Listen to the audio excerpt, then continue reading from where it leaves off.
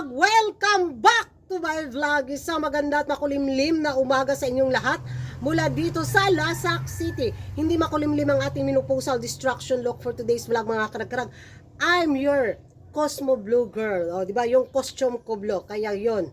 Ang mga eksena ngayon sa kaganapan sa Miss Cosmo 2024 na kung saan inaabangan ang ating pambato sa jury session ng Miss Cosmo 2024. Huy, nakita ko. Nakakabilib yung pambato natin, in fairness. Kahit naka-wheelchair si Atisa Manalo, talagang nilaban niya ang pinsa, Miss Cosmo pageant, mga karag-karag. Sa kabila ng kanyang karamdaman, bitaw sa nangyari sa kanyang uncle, halaka, uy, walang atrasan.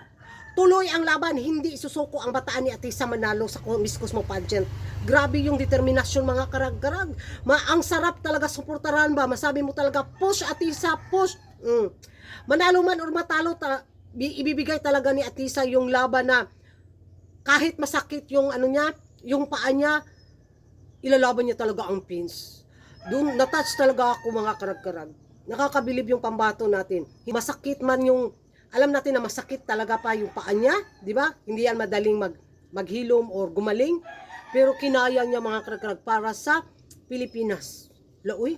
I'm nervous but excited. I'm excited to share with the judges what I'm all about, and I know that they really just want to know who we are, and I'm excited for that.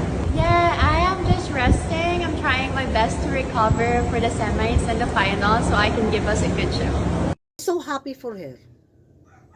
Talagang masabi ko na kung hindi man siya koronahan sa kauna-unahang Miss Cosmo Crown, winner na siya para sa akin, mga karag-karag. Yung lakas at tatag at determinasyon na ipinakita niya ngayon sa Miss Cosmo pageant, na masabi talaga nating, ay, palaban talaga ang isang Atisa Manalo. Di ba? So, marami ang nabahala, baka daw maapektuhan yung maging performance niya sa rampahan kasi nga sa nangyari sa kanyang paa. Tiyak naman siguro maapektuhan maapektuhan talaga, hindi natin siguro makita yung nakasanayan nating rampa niya, di ba? Pero ang mahalaga, ma-perform niya ng maayos hanggang sa matapos ang Miss Cosmo pageant, di ba? Corona man or wala, proud na tayo kay Atisa Manalo. So, excited ako makita mamaya, mga karag-karag, yung maging ganap niya at yung susuotin niyang evening gown na mula kay Mac Tumang. Excited to, ha.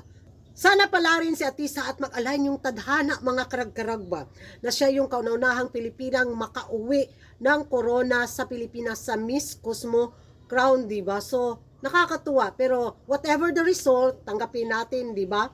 At umasa pa rin ako. Umasa talaga ako na masungkit niya ang corona. So, ano yung magiging reaction nyo na nilaban at ilalaban talaga ni Atisa Manalo ang Pilipinas sa Miss Cosmo pageant kahit mag-wheelchair pa siya sa stage, talagang irarampa at rarampa si Atisa Manalo. Magingay tayo sa comment section, ano kaya yung maging kapalaran niya, mga karag-karag, winner or runner-ups lang yung maging pambato natin. And thank you for watching. See you in my next vlog. Don't forget to like and subscribe. Kuragan Karag, ang babaeng lagi nagkarag-karag.